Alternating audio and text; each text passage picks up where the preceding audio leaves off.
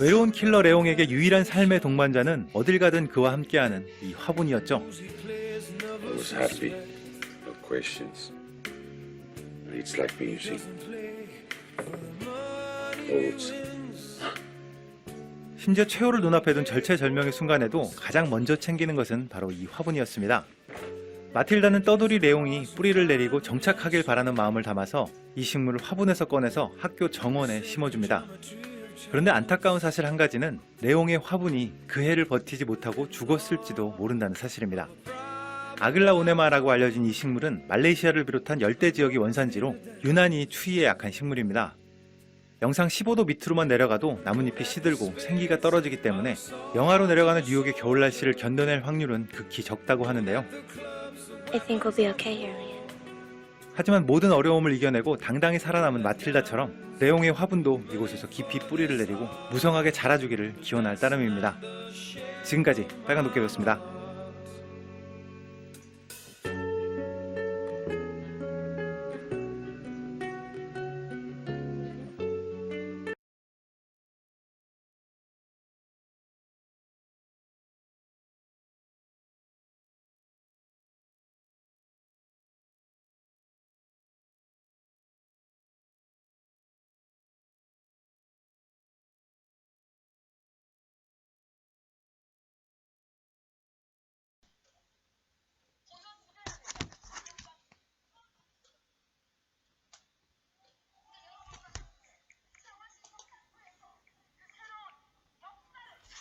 초에 불을 붙입니다.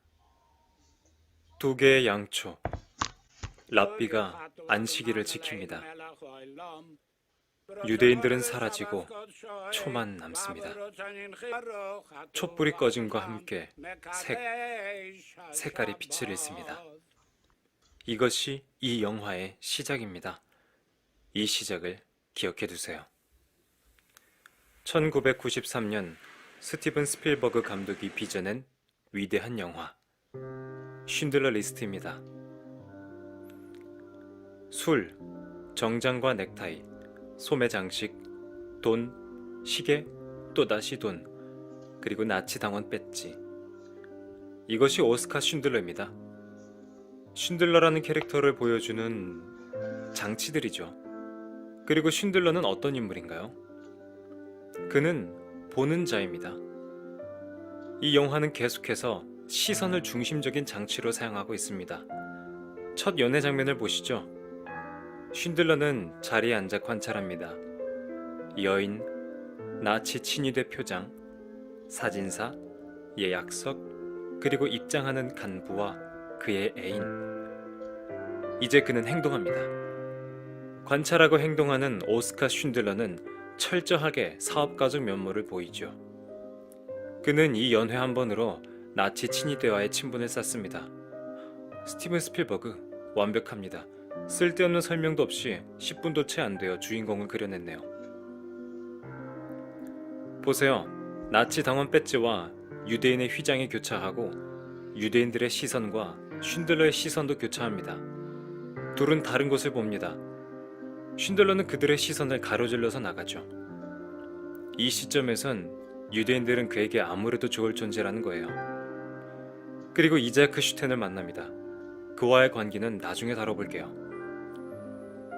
어쨌든 그는 성공적으로 사업체를 운영하고 돈도 많이 벌고 나치당에서 입지도 강해지게 됩니다. 유대인들에 대한 차별, 억압, 쉰들러의 화려한 삶을 쭉 훑습니다. 그리고 아마 이 영화를 보신 분들이라면 잊지 못할 장면, 게토 폐쇄 장면이 나오게 됩니다. 제가 앞서 쉰들러는 보는 자라고 말씀드렸죠. 그의 정부였던 에바 키시 셔이어로 추정되는 여인과 함께 산마루 위에 도착합니다. 여인의 시선이 아래에서 정면으로 그리고 쉰들러에게 향합니다. 관객의 시선을 완벽히 쉰들러의 시선과 동일시하기 위해서예요. 그는 이 참상을 지켜봅니다. 우리가 함께 지켜보게 되는 거죠. 한동안 게토 안에 1인칭 시점으로 장면을 그려내다가 다시 쉰들러의 시선으로 돌아옵니다. 그런데 빨간 옷을 입은 소녀가 등장해요. 정신없는 판국에도 소녀는 아장아장 걸어갑니다. 다시 한번 에바가 시선을 모아 쉰들러의 시선으로 전달합니다. 집중하라는 거예요. 소녀는 마치 별세계 존재처럼 거닐지만 그렇다고 해서 초월적인 존재는 아닌 것 같습니다. 한 독일군이 그녀를 인식합니다. 그런데 장면이 바뀌어도 소녀는 계속해서 쉰들러의 시선, 즉 우리의 시선에 등장합니다. 이제 소녀가 한 건물로 들어갑니다. 우리의 쉰들러의 시선에서 사라지죠. 그런데 쉰들러의 시선은 다른 곳을 봅니다. 소녀가 계단을 올라간 방향을 바라보죠. 그리고 다시 정면을 응시하고 마침내 떠납니다. 왼쪽으로 말을 몰아 떠나고 소녀도 왼쪽으로 달려가 침대 밑으로 숨죠. 소녀는 색깔을 잃고 이제 다른 모두와 다를 바 없이 이 밤이 지나가기만을 기다리는 한 명의 유대인이 됐습니다. 이 모든 연출이 우연이라고 생각하시나요? 어쩌다가 딱딱 맞게 된 장면이라고? 아니요. 전부 다 감독의 의도대로입니다. 이렇게 정교하고 치밀할 수 있을까요? 그리고 색깔의 상징에 대해서는 다른 여러 해석이 있을 수 있겠지만 저는 이 소녀의 빨간색을 쉰들러가 관찰했던 유대인들의 피, 그 자체라고 생각합니다. 너무 뻔한가요? 네, 그렇죠. 뻔해요.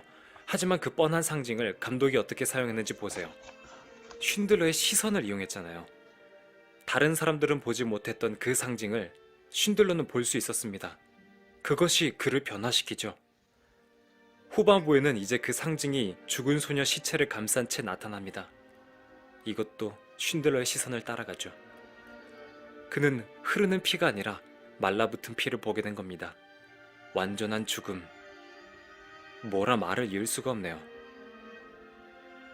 이제 이자크 슈텐과의 관계에 대해서도 다뤄볼까요? 쉰들러와 슈텐은 3번 중요한 만남을 가집니다. 둘이 부딪히는 장면이 많은데 왜 3번이라고 하냐면 술이 매개가 되는 장면이 3장면이거든요. 3장면 모두 서로의 관계를 상징하고 있어요. 첫 번째 장면은 둘이 처음 만났을 때입니다. 쉰들러가 권한 술잔을 건들지도 않는 슈텐, 그리고 사업 이야기를 할 때 장면 구도를 보세요. 가운데에 창문이 있죠. 그 창문을 중심으로 양쪽 편을 갈라 앉았습니다.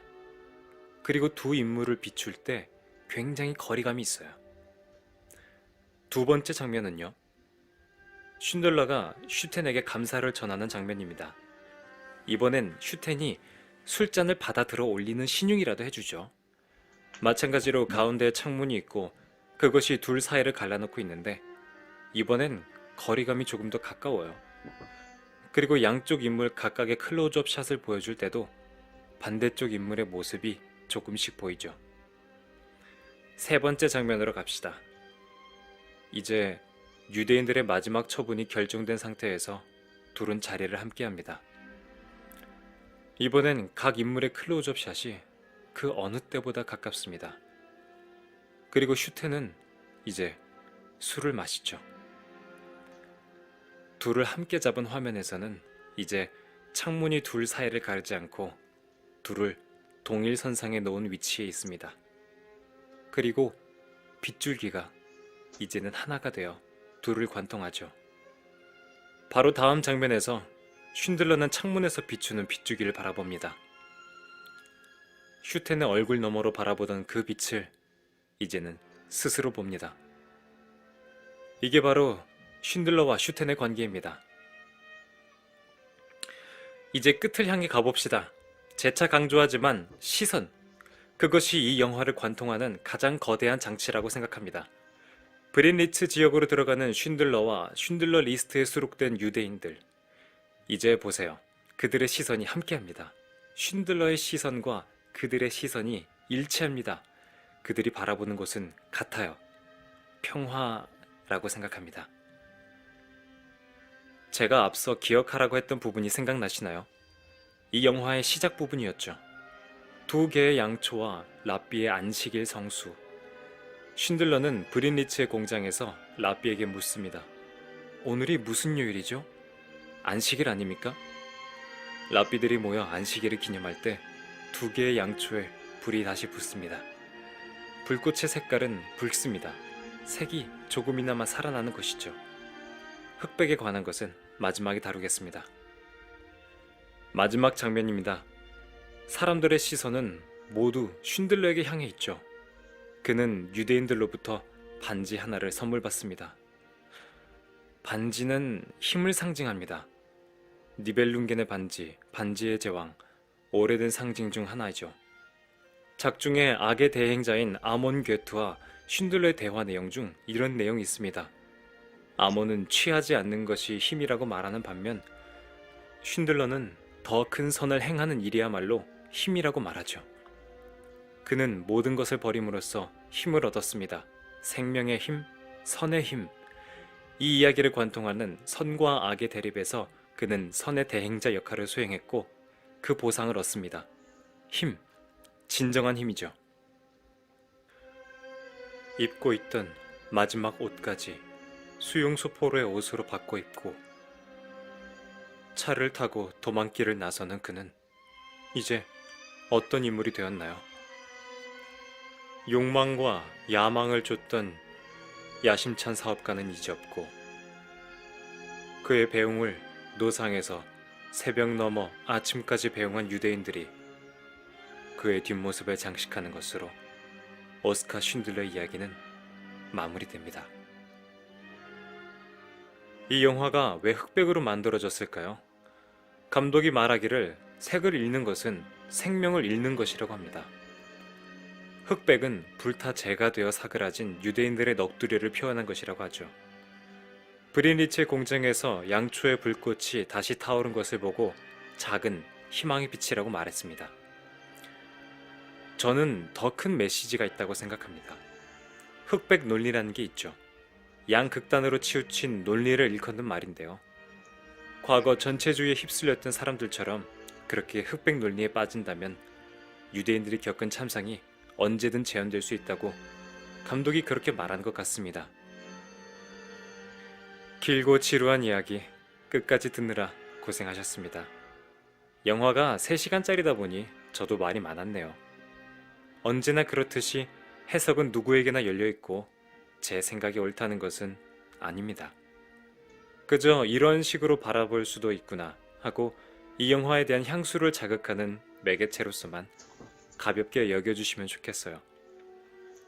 쉰들러스 리스트. 이 영화는 인류가 지속되는 한 언제까지고 간직될 유산입니다.